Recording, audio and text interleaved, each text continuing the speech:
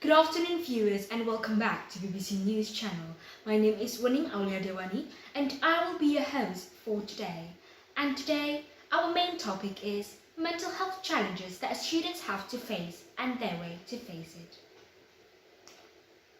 According to a new survey by Healthy Minds Network for Research on Adolescent and Young Adult Mental Health and the American College Health Association, 66% of students have been facing financial instability and stress, as this also led them to a new situation as a result. While talking about numbers regarding depression, the survey shows a significant increase in how the students' mental health are negatively affected by the pandemic. The number went from 21.9% to 30.5%, which can be considered very alarming. Based on WebMD's, apathy complaints of pain similar to headache, difficulty in concentrating, and excessive or inappropriate guilt can be found in teenagers with depression. Alongside with the very high number of depression amongst teenagers, professionals also find it necessary to help them cope with the struggle.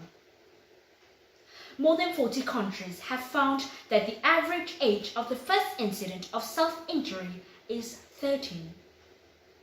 About 50% of people seek help for the struggle with their self-harms. But unfortunately, these helps aren't sought from professionals. The rates on people who do self-harms are rather different from one another based on a certain population. A study from the Recovery Village confirms that adolescents have the highest rate of self-injury behaviors. With the total amount of 70%, teenagers admit to self-injury at least once in their life. Talking about how teenagers cope with mental health, it is also very relevant to talk about any sort of changes during the pandemic.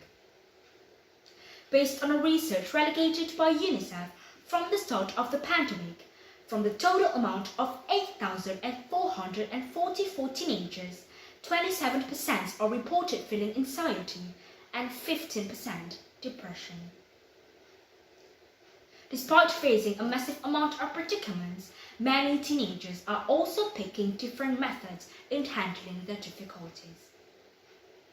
Rosa, a 14-year-old student from Guatemala, said that her method to cope with difficulties during the pandemic is through writing and reading.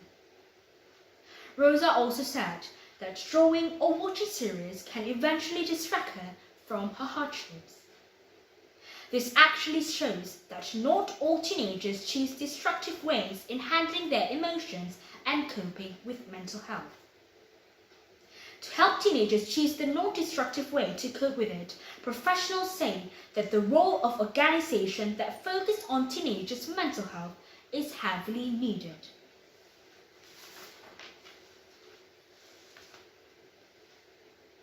Based on World Health Organization, the needs of adolescents with defined mental health conditions is very crucial to address. The keys are to avoid over-medicalization and to prioritize non-pharmacological approaches while also respecting the rights of children and teenagers. World Health Organization is one of many who works on strategies and programs in responding to the health needs of adolescents.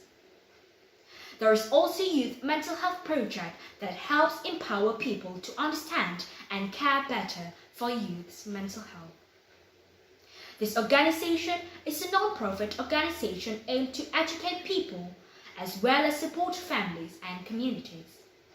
The Youth Mental Health Project believes that mental health lies on a continuum, including emotional, psychological, and social well-being. I'll see you after the break.